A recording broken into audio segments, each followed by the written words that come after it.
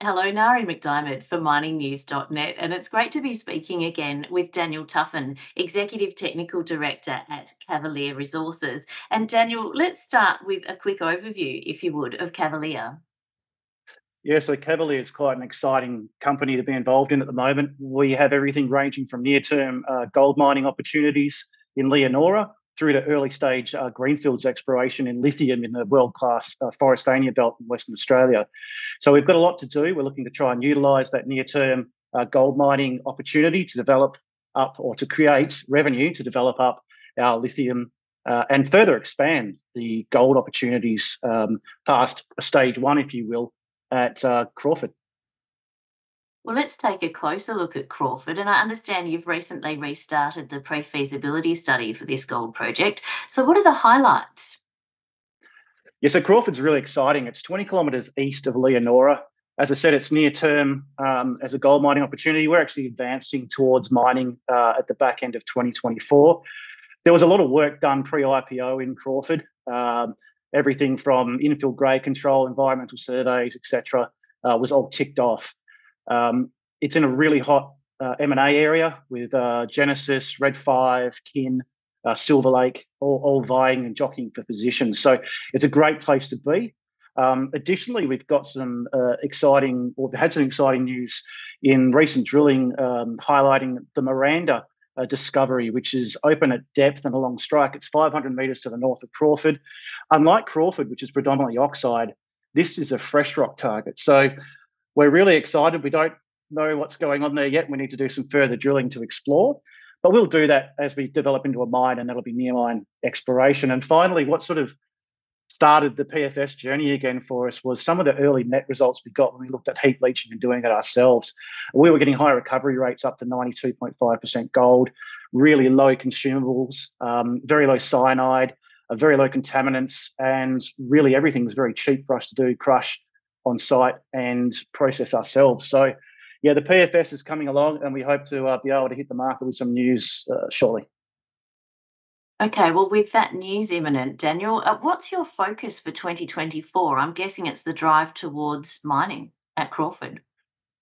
Correct. Up until recently, with the lithium prices, we sort of had a two-pronged attack. We'll still look at developing up our Ella's Rock lithium project. There's 277 targets out there on a world-class belt in between Mount Catlin and Mount Holland.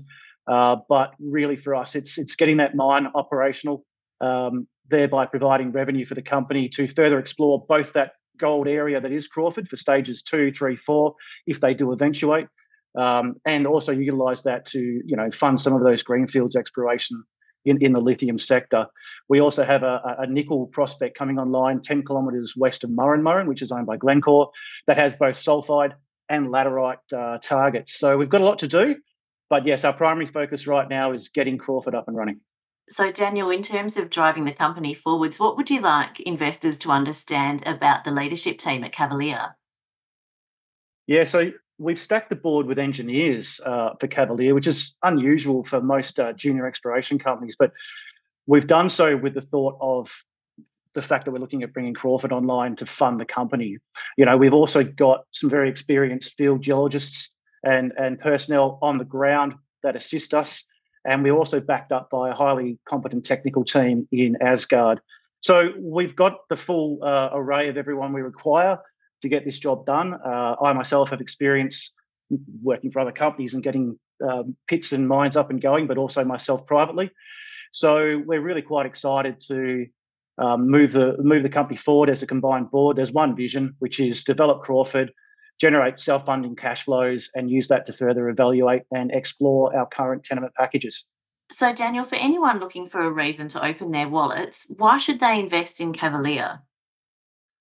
Well, should the plan pay off with Crawford becoming a self-funded entity for the company, generating cash flows, in such situations in the past, other companies have released dividends. Would also keep dilution of the company and the shareholding quite low.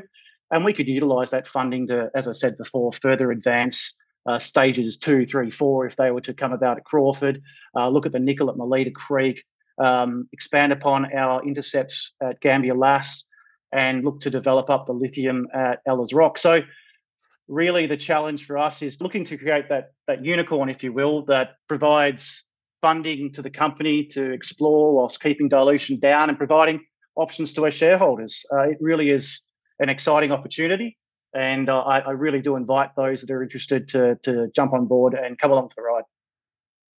Big year ahead, Daniel. Thanks very much for taking the time to talk today. Thank you very much. Always a pleasure.